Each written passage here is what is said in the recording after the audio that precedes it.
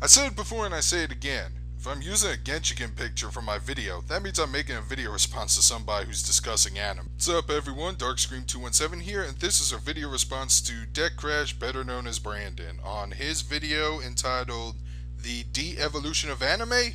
My Thoughts. In case you don't know, DecKrash and I, we're friends. We're actually friends IRL. We've hanged out together a few times, and we even did a video together on my channel. We did this crazy ass review of Golden Boy. But that doesn't mean that we agree on everything. We've gotten a shitload of disagreements, and this is one of those videos where I have to disagree with him on a few points. Now, one point he brought up, and if you're an anime fan for a good amount of years, you probably heard this point. You may agree with it, you may not agree with it, but this point has been brought up time and time again, is that most anime nowadays are fan service pandering. And when he says fan service, he only brought up the moe factor and people who make shipping pairings, yaoi or yuri or whatever. He didn't really bring up the stuff that I would expect him to bring up, like, the High School of the Dead fan service moments that drove people away from the show, or something like along the lines of Vicky Tosin. He might be thinking of it when he made his video, but he never really brought that point up. I'm not going to disagree with him on the moe factor. That has definitely been increased, even though it existed a long time ago. They really pushed those stuff around, and really, I'm kind of a little annoyed by it too. Um, the moe thing really doesn't bother me either way, but if your show is just being cute for the sake of being cute, you gotta give me more substance than that. As for the the shipping thing that you talked about, well, first off, you said yourself, you said that the internet deems all things be shipped, and as scary of a thought that is, even I dread that sometimes.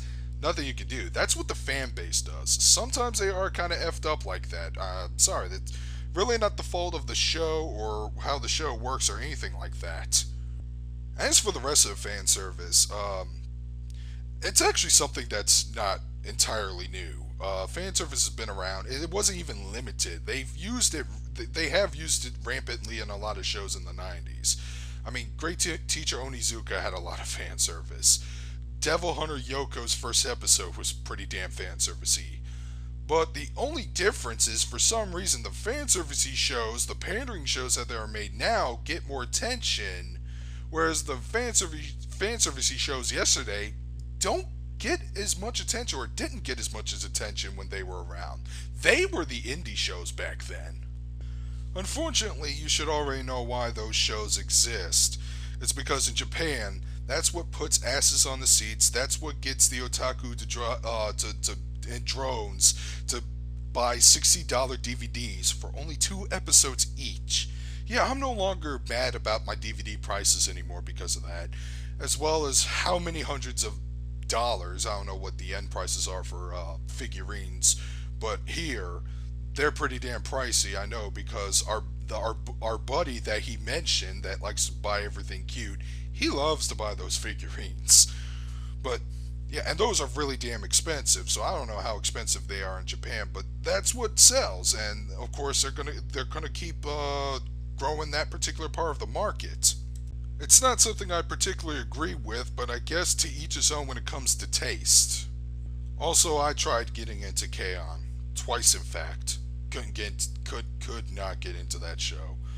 Oh, I still loathe it. But do I think anime is devolving because of this? Not really, no. If it was completely devolving, then there wouldn't be any shows like Suisei no Gargantia or Attack on Titan coming out. It would just literally be nothing but the fan service moe blood pandering. Is there a lot of it? Yes, but there's still some good gems out there that you could still reach in, grab in, and enjoy. So I don't think it's completely devolving. And there were probably some really shitty anime that we decided not to license and left in the dust back in the 80s and 90s, but nowadays, there's a bunch of companies and they'll just license almost anything, really. So that, as a result, we get more, and we may not like everything that's provided to us. But let's move on to another point, and he's talking about how, again, good shows, or what he thinks are quality made shows that really don't rely on all that, that rely on deep storytelling and stuff like that, get left in the dust. And he's kind of upset that the show Suisei no Gargantia is not getting the attention he thinks it deserves. Now, I'm not gonna go, oh man, Suicide no Gargantia, man, that show deserves to be not recognized. Man, that's a pretentious piece of crap show, blah, blah, blah, blah, blah. Not gonna do any of that shit. Because on my channel, I like to show a lot of positivity. But, Brandon, Suicide no Gargantia really doesn't interest me. Because I read the plot synopsis, and it completely lost me when the setting was set on Earth and it's a sci-fi show. Like, contact me if there's another sci-fi space opera adventure that's very similar to the likes of either Vandred, Captain Tyler, Nadesico, or the second half of Tenchi Universe.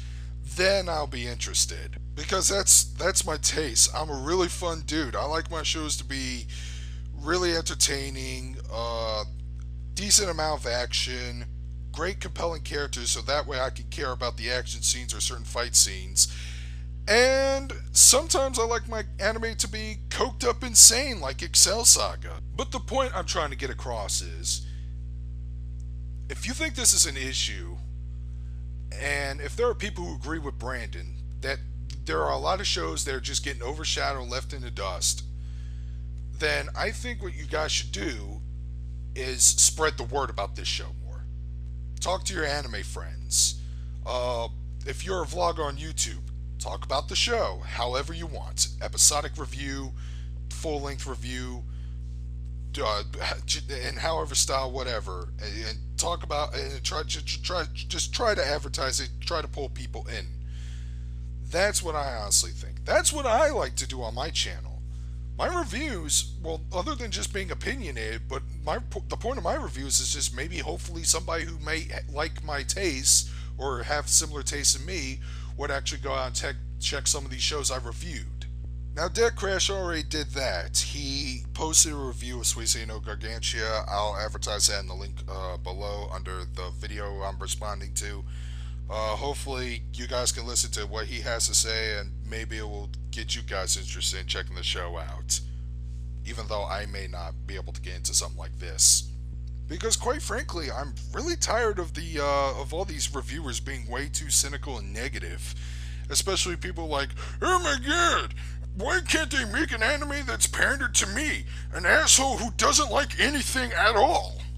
Now, the final thing I want to cover is he's talking about introducing anime to newcomers, and he would use his show as an example of bringing new people in to check it out. And he also mentioned a show called Wagneria, or AKA Working, a show that I actually really despise because some of the quirks that exist in that show. Now, I'm going to quote my friend Multifire because he actually heard me listen to his video last night, and he said his response to that is, that's a good idea, but I can't find enough people willing to try out anime to boost any indie anime popularity. I'm going to have to agree with him out of personal experience, because when I was a teenager at my prime of anime fandom, I was the guy who was the one who was trying to boost the indie anime popularity. I was the guy who was checking out stuff that was outside of what's being broadcasted on Toonami. I was the guy who was saving up lawnmower money to buy DVDs and hopefully show it to other people. And the rest of my anime friends were just not interested enough to boost to help me out, or get into some of these shows as hardcore as I can get into them. Also, when you say introduce a newcomer, what's the target example? What's the age demographic? Because if you're thinking young adults, they made up their minds if they're anime fans or not, because that shit usually happens around the childhood, teenage years, or whether or not you want to become an anime fan. And it really is hard to convince an anime hater to try out anime, even if you can prove them wrong on their preconceived notions of what anime is. they just have that stubborn of a mindset. And as for teenagers, well, okay, maybe you can't introduce them to something with anime, but most of them will be stuck with Naruto, Bleach, and One Piece. And you know what? For that generation, it's really not a bad gateway into anime, or I don't think it's that bad of a gateway into anime. I mean, I grew up watching Dragon Ball Z, and I still branched out into other things, making me the anime fan I am today. But theoretically speaking, if I was to introduce a newcomer to anime, I would just warm them up with something that's more Western in nature, such as a, medieval fantasy show or a science fiction show, or something along the lines of Riding Bean or Gunsmith Cats.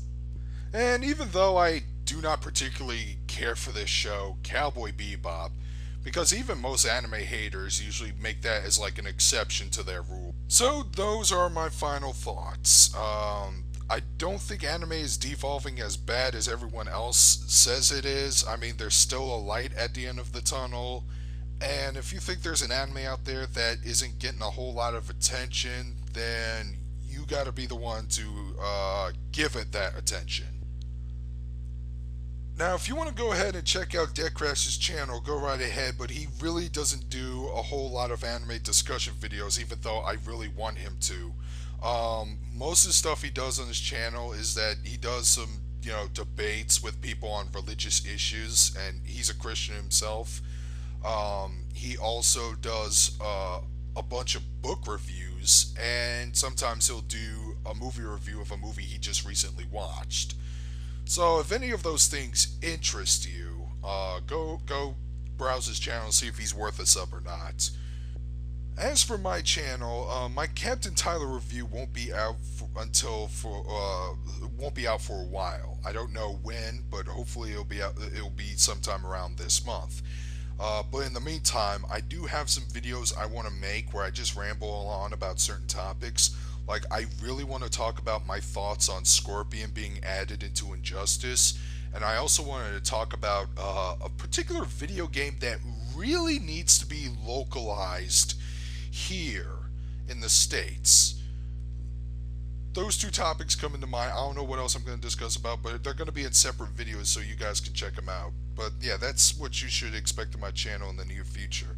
So that's all I got to say. Hope you enjoyed this response, DecKrash. With that, DarkScream217 signing out.